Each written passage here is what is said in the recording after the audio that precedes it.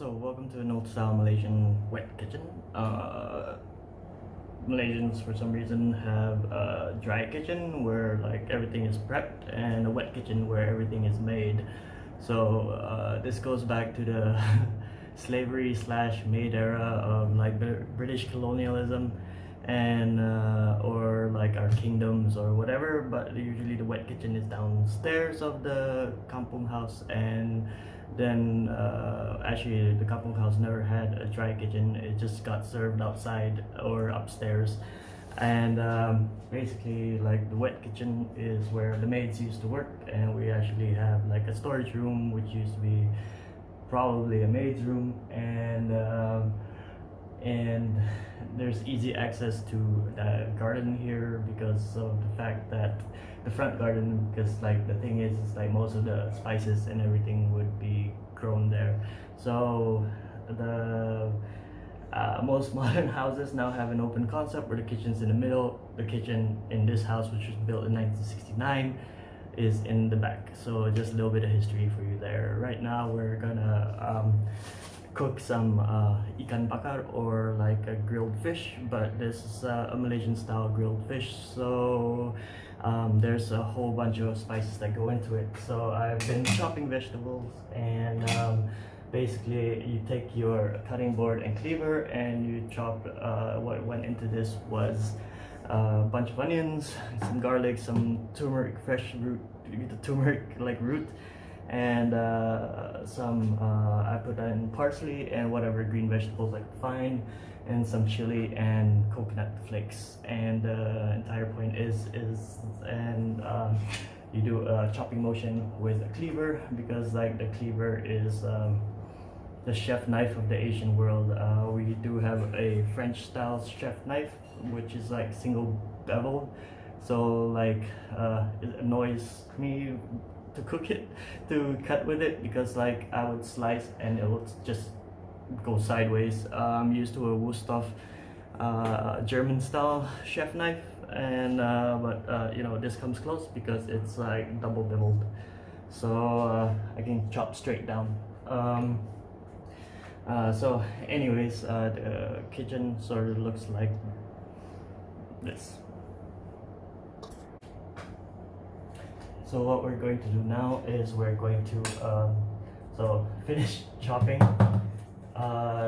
Some people will like try to mince this by chopping down, but I rather do a rocking motion and slide because I'm used to using a European style chef knife. I mean, there's many types of European style chef knives as there are Asian type chef knives, but basically I do a rocking motion to do the chopping. And the reason why I'm not using a blender or a food processor is because when you do that, the food processor heats up the spices and does not release the oils as much as chopping finely. What you can do to actually chop it finer is to put salt, and this is where most of the spices go. So we have in Malaysia the white, that's famous in Sabah and Sarawak, or the islands of Borneo, is white pepper, which I'm not gonna chop up white pepper because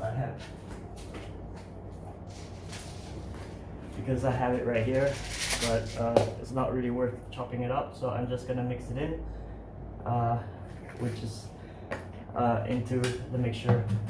We're also gonna make a spice blend that goes on the outside of the fish, and basically we're gonna stuff this in the fish and around the fish, and the spice blend is what the fish is gonna marinate in.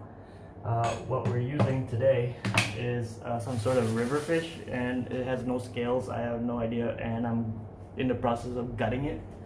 So and as everybody knows, to cut a fish, you kind of just cut where the gills meet and just pull down, and cut all the way to the cloaca and pull down all the way. And make sure to wash the fish, especially if the fish is not straight from the sea. This has been in the freezer. And what we're going to do is we're gonna score it so that the spices get into the fish, and this allows maximum penetration of flavor.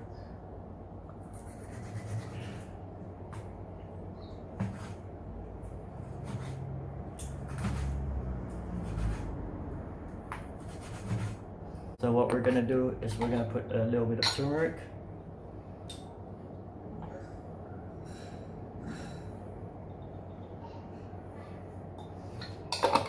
There's salt already in the chopped up vegetables. We're gonna put a little bit of another amount of white pepper. This is usually a fish blend, so basically like you can make a fish curry. Turmeric goes a long way in Southeast Asia, and so we're going to put in a little bit of coriander. This is garam masala, so I'm just gonna put a little bit of garam masala inside. So not really Southeast Asian, but whatever.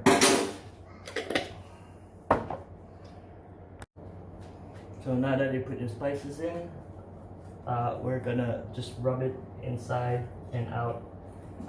And don't forget, this is where most of the spice, that spice blend that you made, the vegetable blend that you made goes. And the difference between a European style grilled fish, where they kind of just use salt and pepper and maybe garlic and basil, this actually holds a lot of spices, but it doesn't get rid of the flavor of the fish. And like most Asian style countries, we're gonna cook it in banana leaf, or like if you're in Mexico, like in a corn husk, so that it doesn't burn and it doesn't stick onto aluminum foil. Like most Americanized or Westernized, Europeanized cooking.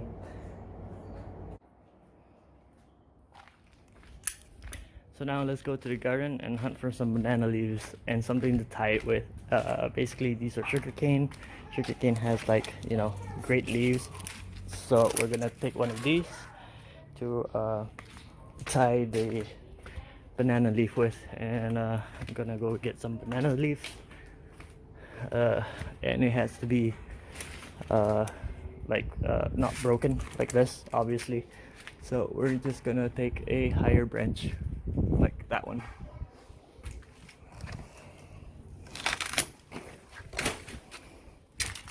That's about right.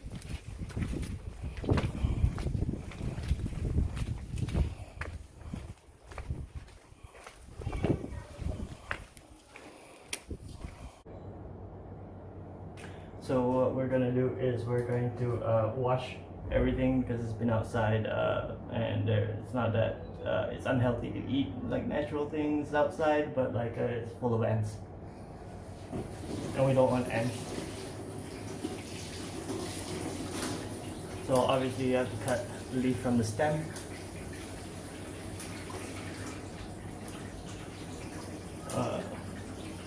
Make it into a little string so that you can tie these banana leaves, the fish with the banana leaves. Palm leaves and coconut leaves actually work better, but the thing is, I feel like going outside.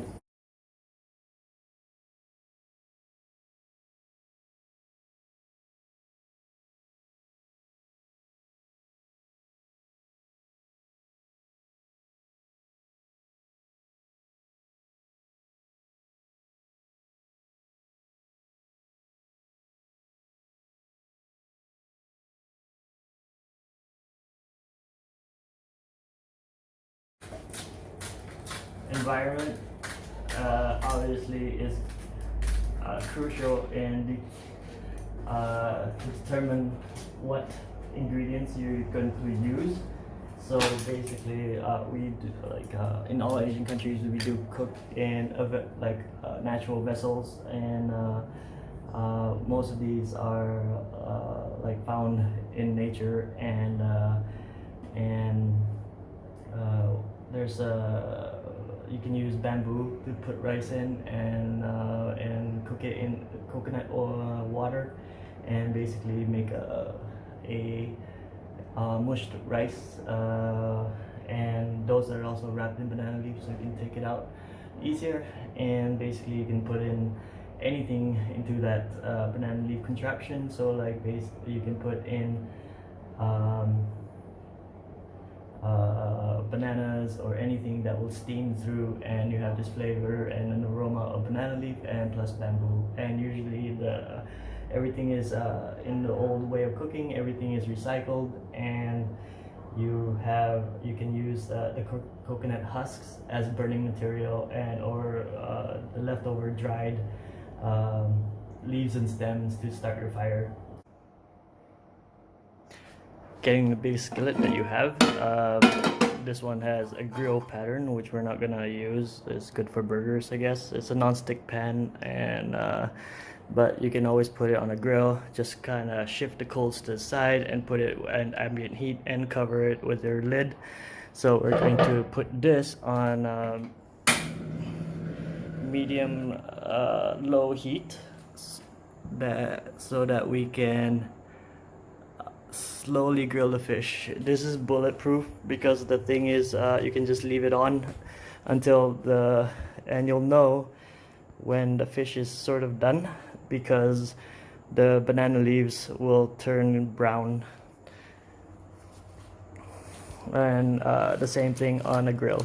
The tails are on this side, and don't mind the sizzling.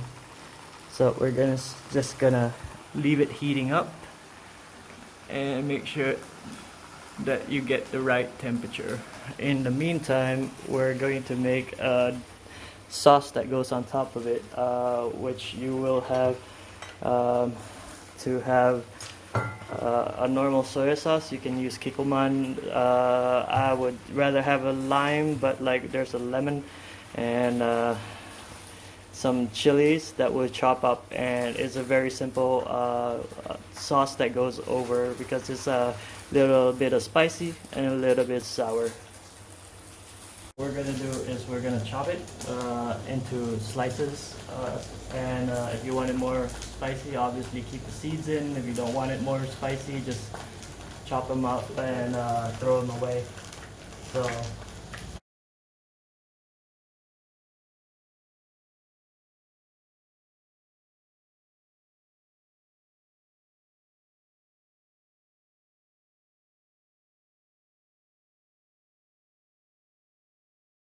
So we're just gonna add this. This is the quickest thing that you can do, and we're just gonna add this into any type of vessel.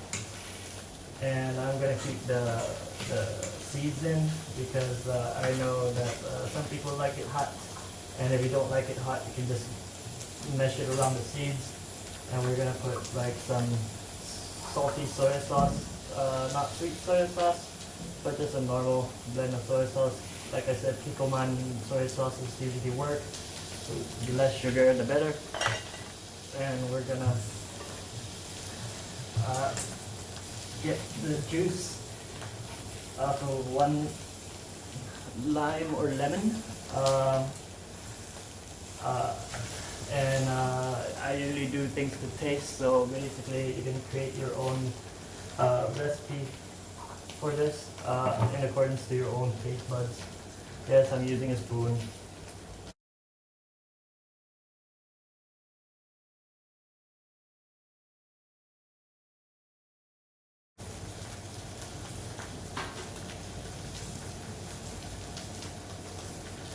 So before adding the other side of the lemon, I'm going to get rid of some seeds, give it a mix, see if it's the right blend of salty and sour for you. Need a little bit more.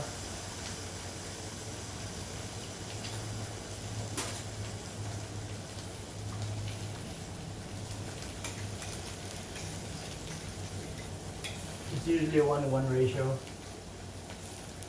That's almost perfect.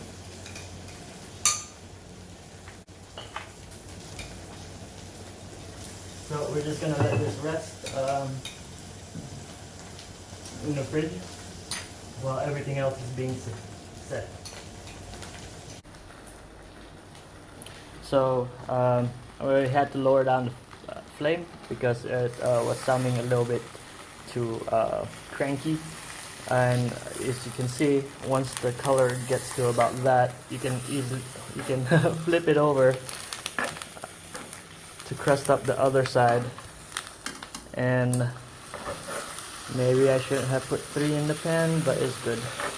We flipped them over, and it's been about 10 minutes so far, so I'm gonna give it another 10 minutes on the other side. But on the inside it should be a little bit burnt because it is grilled fish, or Ikan Bakar, and we're just gonna leave it cooking while we create our salad. Since I have a quarter of a lemon juice, we're gonna just, for some reason, Asians are wild about cucumbers. This is Japanese style cucumber, and there is some sort of lettuce, and I'm gonna add an onion and some garlic, and we're just gonna make a simple salad, but in a more European style or American style, because like mostly as far as I've been here, Malays don't eat that many vegetables, and most of the vegetables are grown overseas and imported in. So making a salad is very easy. Basically what we want to do is slice our onions into some sort of like semi-circular slices, or julienne them. And I learned this from Eric on YouTube. I'll link his channel down below. Yes, I sacrifice the outer layer because usually it's doubled skin anyways, and onions are relatively, you can grow them in your garden.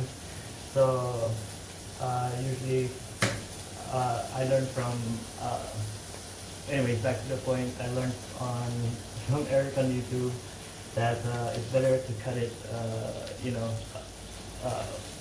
with the slicing than to cut it like against, because then you release more of the pungent sulfurous odors, and this way you don't get those odors as much. And as well, making super thin slices is key to actually getting that flavor without having to chew through it. What?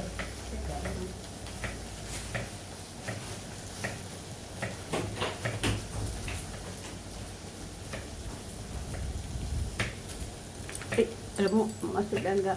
Uyuk ni. Yep, just say like and subscribe.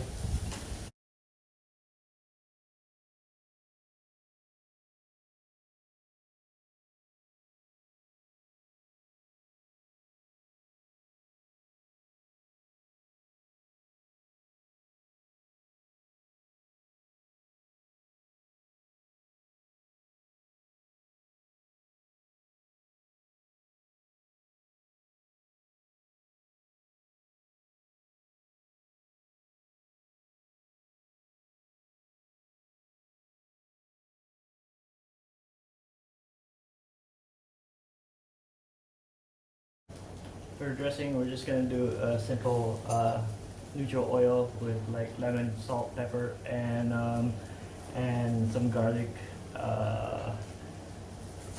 And we're just gonna keep that aside in the fridge, as well as the salad that we just made before tossing it and adding the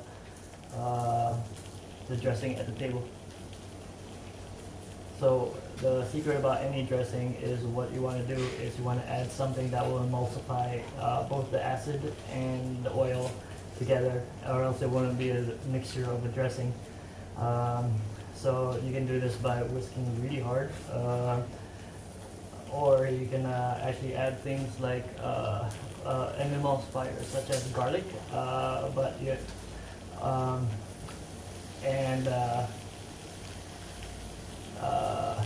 or mustard. So emulsifying with garlic is basically making an alio, which is garlic emulsification, and you just have to chop it really fine and mush it with and grind it up with salt, and then you can add oils to it. Crap! I should have. You can add oils to it, and it will create an emulsification.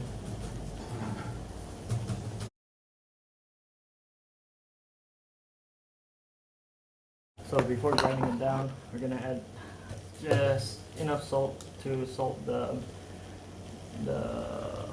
salad.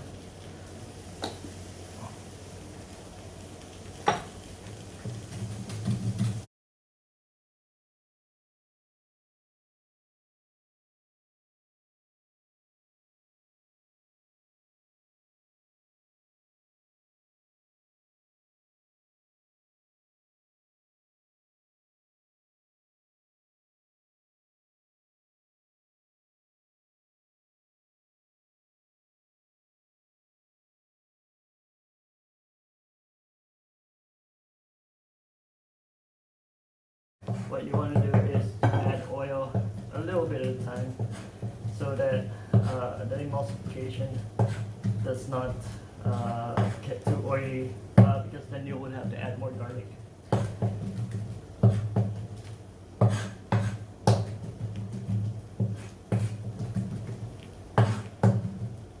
So we're gonna let this rest for at least an hour, because like any garlicky product, the almonds are going to dissolve away, and it's not going to be so garlicky anymore after a while. As you can see, it's now a paste and not really chunks of garlic, and it's going to emulsify with the acid. I mean, it's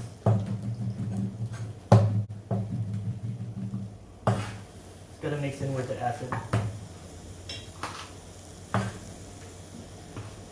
Like any other, you can use olive oil or peanut oil or any other oil that would emulsify, that would have a better flavor than just bland palm oil or vegetable oil. So when you mix it, it readily mixes and and creates a solution.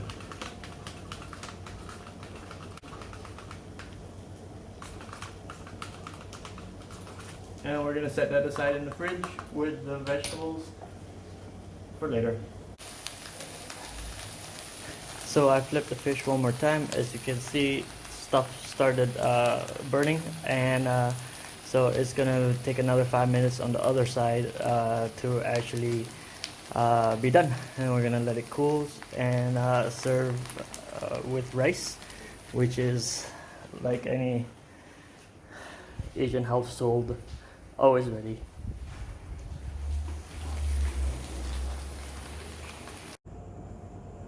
And as the last final bit of a meal, like any Asian household, we're gonna like make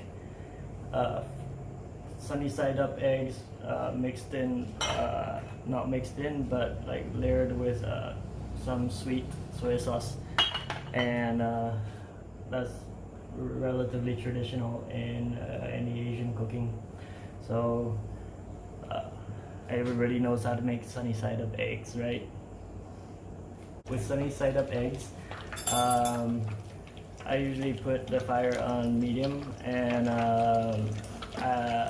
I know this is a cheap version of an over easy, but like I use a hefty quantity of oil, and make sure it's loose, and before it actually goes anywhere, I just want to like heat up the whites on the top, so that it gets a little bit cooked and doesn't get mushy.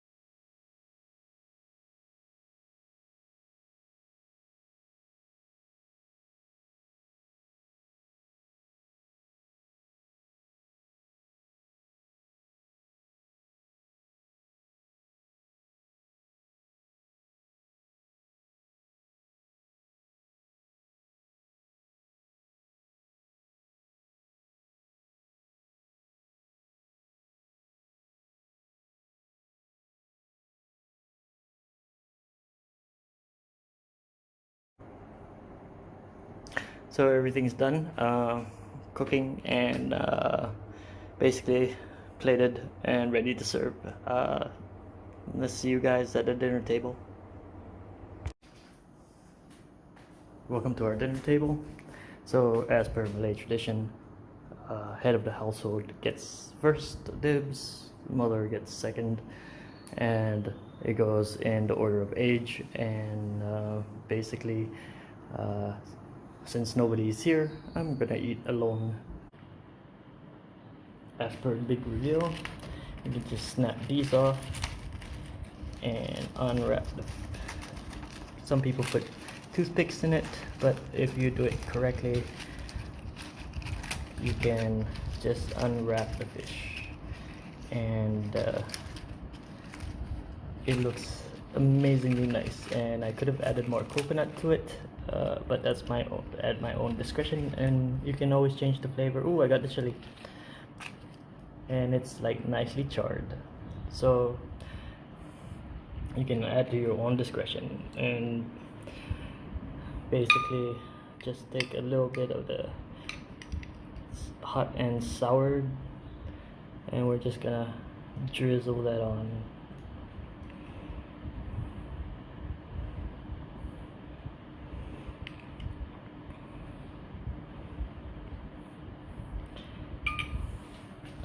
So I guess if anybody else is joining me on this recipe, sila makan.